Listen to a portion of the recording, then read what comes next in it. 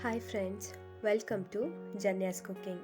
ಇವತ್ತು ನಾವು ತುಂಬ ಟೇಸ್ಟಿಯಾದ ಹಾಗೆ ಪರ್ಫೆಕ್ಟ್ ಆದ ರವೆ ಉಂಡೆನ ಹೇಗೆ ಮಾಡೋದು ಅಂತ ಹೇಳಿ ನೋಡೋಣ. ಈ ರವೆ ಉಂಡೆ ಮಾಡೋದು ತುಂಬಾ ಸುಲಭ, ಹಾಗೆಯೇ ಕಡಿಮೆ ಇಂಗ್ರೀಡಿಯೆಂಟ್ಸ್ನ ಉಪಯೋಗಿಸ್ಕೊಂಡು ಮಾಡಬಹುದು. ಬಿಗಿನರ್ಸ್ಗಳು ಕೂಡ ಸುಲಭವಾಗಿ ಮಾಡ್ಬೋದಾದ ಈ ರವೆ ಉಂಡೆನ ಕರೆಕ್ಟಾದ ಮೆಷರ್ಮೆಂಟಲ್ಲಿ ಹೇಗೆ ಮಾಡೋದು ಅಂತ ಹೇಳಿ ನೋಡೋಣ.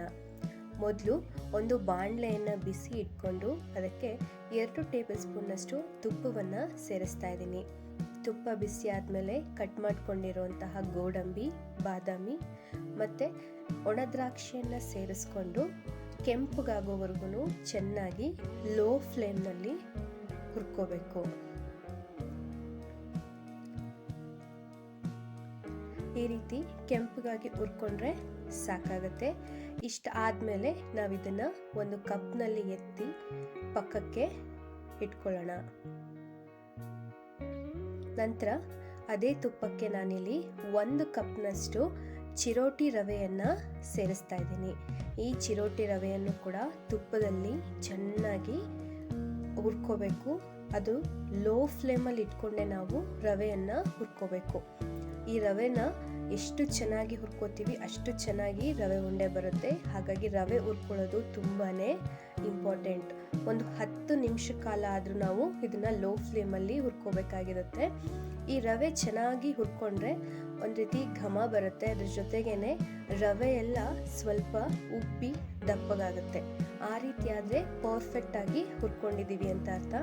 ಈ ರೀತಿಯಾಗಿ ಹುರ್ಕೊಂಡ್ರೆ ಸಾಕಾಗುತ್ತೆ. ರವೆಯನ್ನು ಪೂರ್ತಿಯಾಗಿ ತಣ್ಣಗಾಗೋದಕ್ಕೆ ಇಟ್ಕೋಬೇಕು. ಒಂದು 5 ನಿಮಿಷ ಕಾಲ ರೆಸ್ಟ್ ಮಾಡಬೇಕು. ನಂತರ ಇದಕ್ಕೆ 3/4 ಕಪ್ನಷ್ಟು ಸಕ್ಕರೆಯನ್ನು ಪುಡಿ ಮಾಡಿಬಿಟ್ಟು ಸೇರಿಸ್ಕೊತಾ ಇದ್ದೀನಿ. 1/4 ಕಪ್ನಷ್ಟು ಡೆಸಿಕೇಟೆಡ್ ಕೊಕೊನಟ್ ಪೌಡರ್ನ ಸೇರಿಸ್ತಾ ಇದ್ದೀನಿ. ಅರ್ಧ ಟೇಬಲ್ ಸ್ಪೂನ್ ಏಲಕ್ಕಿ ಪುಡಿ, ಹಾಗೆಯೇ ಹುರಿದಿಟ್ಕೊಂಡಿರುವಂತಹ ಡ್ರೈ ಫ್ರೂಟ್ಸ್ಗಳನ್ನು ಸಹ ನಾವು ರವೆ ಜೊತೆ ಸೇರಿಸ್ಕೊಂಡು ಚೆನ್ನಾಗಿ ಮಿಕ್ಸ್ ಮಾಡ್ಕೋಬೇಕು. ಎಲ್ಲ ಪದಾರ್ಥಗಳು ಒಂದಕ್ಕೊಂದು ಚೆನ್ನಾಗಿ ಹೊಂದ್ಕೊಳ್ಳೋ ರೀತಿಯಲ್ಲಿ ನಾವು ಚೆನ್ನಾಗಿ ಮಿಕ್ಸ್ ಮಾಡ್ಕೋಬೇಕು. ಚೆನ್ನಾಗಿ ಮಿಕ್ಸ್ ಮಾಡ್ಕೊಂಡು ಈ ರೀತಿ ಚೆನ್ನಾಗಿ ಮಿಕ್ಸ್ ಮಾಡ್ಕೊಂಡು ಆದಮೇಲೆ ನಾನಿಲ್ಲಿ ಅರ್ಧ ಕಪ್ನಷ್ಟು ಕಾಯಿಸಿ ಆರಿಸಿರುವಂತಹ ಹಾಲನ್ನು ಸ್ವಲ್ಪನೇ ಸೇರಿಸ್ಕೊತಾ ಇದ್ದೀನಿ. ಒಂದೇ ಸರಿ ಪೂರ್ತಿ ಹಾಲನ್ನು ಸೇರಿಸ್ಕೋಬೇಡಿ, ಸ್ವಲ್ಪನೇ ಸೇರಿಸ್ಕೊತಾ ನಾವು ಇದನ್ನು ಉಂಡೆ ಹದಕ್ಕೆ ಬರೋವರೆಗೂ ಕಲಿಸ್ಕೋಬೇಕು. ನನಗಿಲ್ಲಿ ಅರ್ಧ ಕಪ್ನಷ್ಟು ಹಾಲು 1 ಕಪ್ ರವೆಗೆ ಸಾಕಾಗಿದೆ. ಒಂದು 5 ನಿಮಿಷಗಳ ಕಾಲ ರವೆ ಹಾಲಿನಲ್ಲಿ ನೆನೆಯೋದಕ್ಕೆ ಬಿಟ್ಕೋಬೇಕು. ಈಗ 5 ನಿಮಿಷ ಆಗಿದೆ. ಇನ್ನೊಂದು ಸರಿ ನಾವು ರವೆಯನ್ನು ಚೆನ್ನಾಗಿ ಮಿಕ್ಸ್ ಮಾಡ್ಕೋಬೇಕು. ರವೆ ಹಾಲನ್ನು ಚೆನ್ನಾಗಿ ಅಬ್ಸರ್ವ್ ಮಾಡ್ಕೊಂಡಿದೆ, ನೋಡ್ಬೋದು.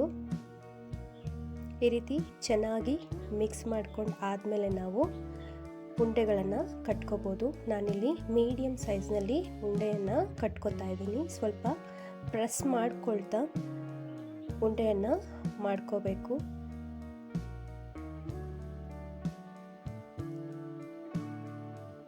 ನೋಡಿ, ಈ ರೀತಿಯಾಗಿ ಮೀಡಿಯಮ್ ಸೈಜ್ನಲ್ಲಿ ಉಂಡೆಯನ್ನು ರೆಡಿ ಮಾಡಿಟ್ಕೊಂಡಿದ್ದೀನಿ. ನನಗೆ ಒಟ್ಟು 20 ರವೆ ಉಂಡೆಗಳು ರೆಡಿಯಾಗಿದೆ. ನೀವು ಸಹ ದಿಢೀರಾಗಿ ಏನಾದರೂ ರೆಸಿಪಿ ಮಾಡಬೇಕು ಅಂದ್ಕೊಂಡ್ರೆ, ಸ್ವೀಟ್ ತಿನ್ನಬೇಕು ಅಂದ್ಕೊಂಡ್ರೆ ಈ ರವೆ ಉಂಡೆನ ಟ್ರೈ ಮಾಡಿ. ಈ ವಿಡಿಯೋ ಇಷ್ಟ ಆದರೆ ಲೈಕ್ ಮಾಡಿ, ಫ್ಯಾಮಿಲಿ ಫ್ರೆಂಡ್ಸ್ಗೆ ಶೇರ್ ಮಾಡಿ. ನನ್ನ ಚಾನಲ್ನ ಮೊದಲನೇ ಸರಿ ನೋಡ್ತಾ ಇದ್ದರೆ ಸಬ್ಸ್ಕ್ರೈಬ್ ಮಾಡ್ಕೊಳ್ಳಿ. Thank you for watching.